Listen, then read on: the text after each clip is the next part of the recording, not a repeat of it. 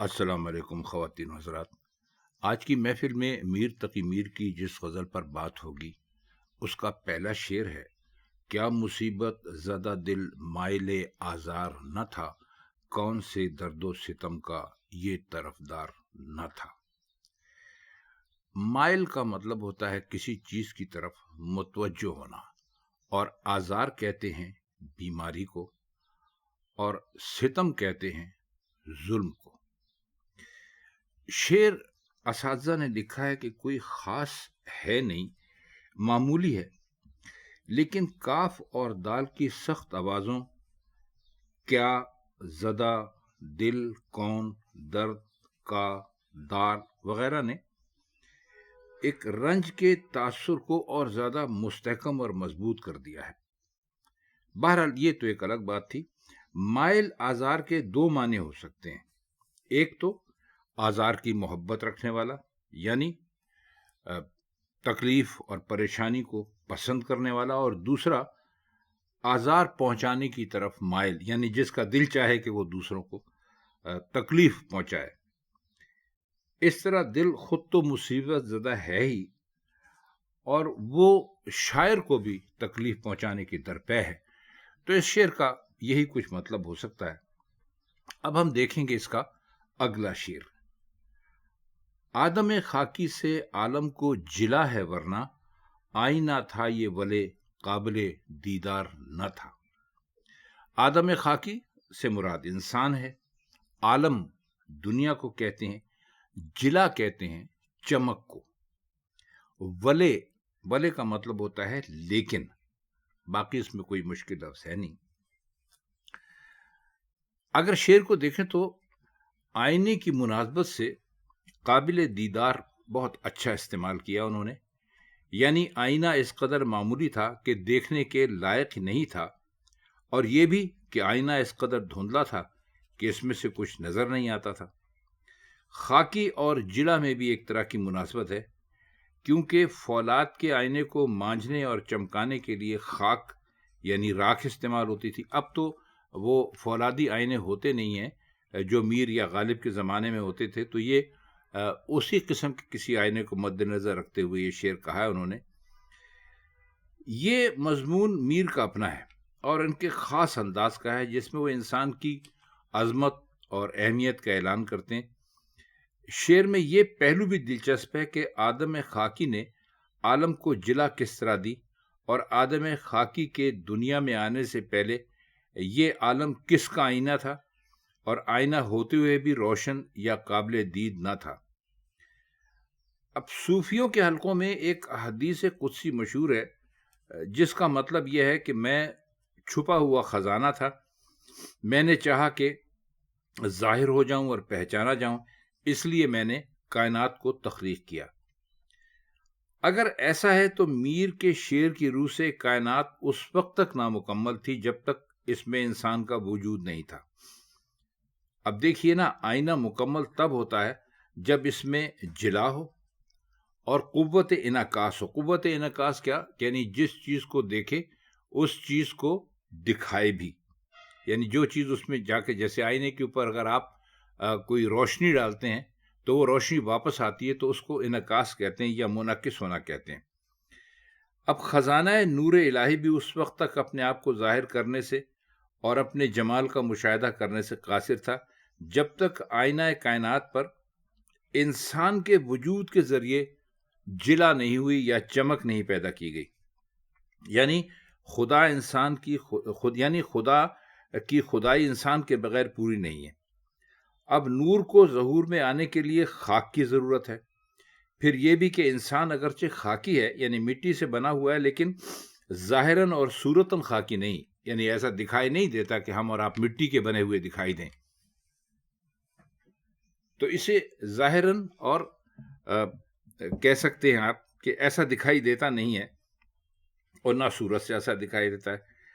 لیکن خاک ہونے کے لیے انسان کو مرنا اور مٹی میں ملنا پڑتا ہے، لہذا کائنات کی تکمیل تب ہوئی جب انسان بنا، پھر خاک ہوا، اور پھر گویا اس خاک نے آئینے پر جلا کی، یعنی آئینے کو چمکدار بنایا۔ کہا جاتا ہے کہ موت نہ ہو تو انسان خدا کو ماننے سے انکار کر دے، لہذا انسان نے مر کر یعنی خاک ہو کر خدا کے وجود کو ثابت کیا۔ ایک پہلو یہ بھی ہو سکتا ہے کہ کائنات ایک حقیر سا آئینہ تھی جس میں کوئی تصویر نظر نہیں آتی تھی۔ انسان نے ظاہر ہو کر اپنی قسم قسم کی مشغولیتوں سے، قسم قسم کے کاموں کے ذریعے کائنات میں طرح طرح کی تصویریں ابھاری، اور اس طرح یہ آئینہ روشن اور آباد نظر آنے لگا۔ شعر بہت اعلیٰ ہے، آپ اس کے معنی میں جس قدر بھی گہرائی میں جاتے جائیں گے آپ کو اس کا لطف آتا چلا جائے گا۔ اسی غزل کا تیسرا شعر، اب آئیے اس کا تیسرا شعر دیکھتے ہیں۔ دھوپ میں جلتی ہیں غربت وطنوں کی لاشیں، تیرے کوچے میں مگر سایہ دیوار نہ تھا۔ غربت کہتے ہیں اپنے وطن سے دور رہنے والے کو، یعنی جو اپنے وطن سے دور رہتا ہو اسے غریب کہتے ہیں۔ ہمارے ہاں تو غریب اس آدمی کو کہا جاتا ہے عموماً کہ جس کے پاس مال و دولت نہ ہو، لیکن ایسے آدمی کو مفلس کہا جاتا ہے، یعنی افلاس میں رہنے والا، جس کے پاس پیسہ نہ ہو، اور غریب اس کو کہا جاتا ہے جو بے وطن ہو۔ لیکن بہرحال اب چونکہ غریب مال و دولت نہ ہونے والے کو کہا جاتا ہے تو کیا کیا جا سکتا ہے، غلط العام ہے۔ کوچا گلی کو کہتے ہیں۔ اچھا، اب اس شعر میں میر نے اسی طرح کا ایک شعر اپنے دیوانے، ان کا جو پہلا دیوان ہے دیوان اول، اس میں بھی انہوں نے کہا ہے، دیکھتا ہوں دھوپ ہی میں جلنے کے آثار کو، لے گئی ہیں دور تڑپیں سایہ دیوار کو۔ اگرچہ تڑپ یعنی تیز روشنی سے مراد ہے تو خوب ہے، لیکن اس شعر میں غربت وطنوں کی لاشوں کا پیکر اس سے زیادہ مؤثر ہے۔ یعنی لاش کو کفن پہنا کر دفن کرتے ہیں، یا اگر دفن کرنے کی رسم نہ ہو تو آگ سے جلا دیتے ہیں۔ یہاں یہ عالم ہے کہ کفن اگر ہے تو دھوپ کا ہے، اگر لاش کو جلانا مقصود تھا تو آگ میں جلاتے جو پاک کرتی، اگر دفن کی رسم کو ماننے والے کی لاش تھی تو اسے دفن کرتے، لیکن جلایا بھی تو دھوپ میں، اور دفن کرنا تو کجا دیوار کا سایہ بھی نصیب نہ ہونے دیا۔ ممکن ہے دھوپ میں لاشوں کے جلنے کا پیکر میر نے پارسیوں کی رسم کو دیکھ کر حاصل کیا ہو، کیونکہ پارسی اپنے مردے کو آسمان کے نیچے کھلا چھوڑ دیتے ہیں تاکہ چیل کبے کھائیں۔ لیکن دوسرے مصرے میں محرومی اور بے چارگی جس لاجواب انداز میں بیان ہوئی ہے، یعنی ایک اشارے کے انداز میں بیان ہوئی ہے، وہ میر ہی کا حصہ ہے۔ اشارہ یہ ہے کہ اگر بیچارے غریب الوطنوں کو کفن دفن یا چتا کیا نصیب ہوتی، ان کے ایسے مقدر کہاں تھے، یہی بہت تھا کہ کسی دیوار کے سائے میں ان کی لاشیں ٹھنڈی ہوتی، اس طرح دھوپ میں رسوا نہ ہوتی۔ اور یہ بھی اصرار نہیں کیا کہ سایہ معشوق کی دیوار کا سایہ ہو، یعنی کسی بھی دیوار کا سایہ مل جاتا بہت بڑی بات تھی۔ اسی لیے تیرے کوچے کہا، یہ نہیں کہا کہ کیا تیرے گھر یا تیرے باغ کی دیوار کا سایہ نہیں تھا۔ پہلے مصر میں ایک اشارہ، یہ کنایا یہ بھی ہے کہ جب لاشیں دھوپ میں جل رہی ہیں تو ظاہر ہے زندگی میں ان غربت وطنوں کو سایہ کہاں ملا ہوگا۔ بے چارگی کا سما تھا، بے سر و سامانی اور تنہائی کی تصویر اس شعر میں کھینچی ہے کہ جواب نہیں ہے۔ اور میر نے بہت ہی غیر معمولی شعر کہا ہے، غربت وطنوں کی بھی بہت عمدہ اور تازہ، یہ سمجھ لیجئے کہ ترکیب میر صاحب نے اس شعر میں استعمال کی ہے، تو بہت ہی اعلیٰ شعر ہے۔ اس کا چوتھا شعر ہے، صد گلستاں تہے یک بال تھے اس کے جب تک، طائر جاں قفس تن کا گرفتار نہ تھا۔ صد گلستاں کا مطلب ہے 100 باغ، 100 کو کہتے ہیں۔ تہ یا تہ کہتے ہیں نیچے کو، اور طائر کہتے ہیں پرندے کو، قفس کہتے ہیں پنجرے کو، اور قفس تن جسم کا پنجرہ یعنی انسانی جسم کی بات کی ہے انہوں نے۔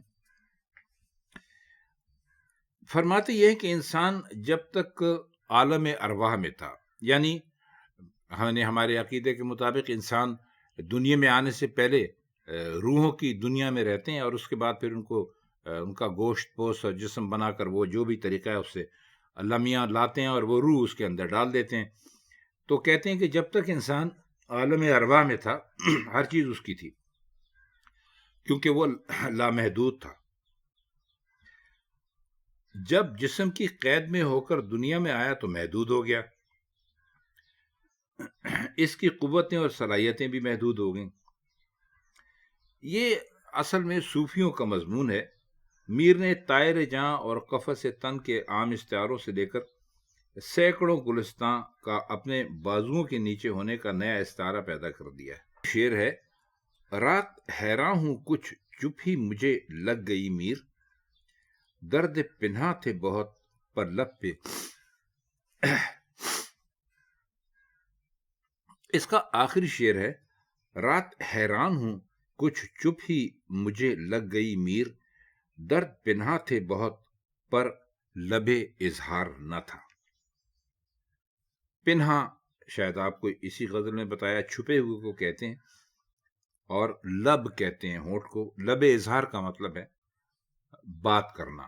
ظاہر ہے ہونٹوں کی مدد سے انسان بات کرتا ہے تو اس لیے لب اظہار انہوں نے کہا ہے. لب اظہار کی ترکیب کو میر نے کئی جگہ استعمال کیا ہے. جو میر یعنی اپنے آپ کو کہہ رہے ہیں کہ حیران ہوں کہ رات مجھے کچھ چپ ہی لگ گئی. چپ لگنے کی شاید وجہ یہ بھی تھی کہ معشوق کے سامنے پہنچ کر حیران ہو گئے، اور اب جب اس کے سامنے نہیں ہے تو اپنی حیرانی پر حیران ہو رہے ہیں. کچھ چپ ہی مجھے لگ گئی میں روزمرہ کا بڑی خوبی سے استعمال ہوا ہے. حیران ہوں کا فقرہ جس صفائی سے ایک جملہ معترضہ سمجھ لیجئے وہ بن گیا ہے، وہ بڑے بڑوں کے بس کی بات نہیں ہے.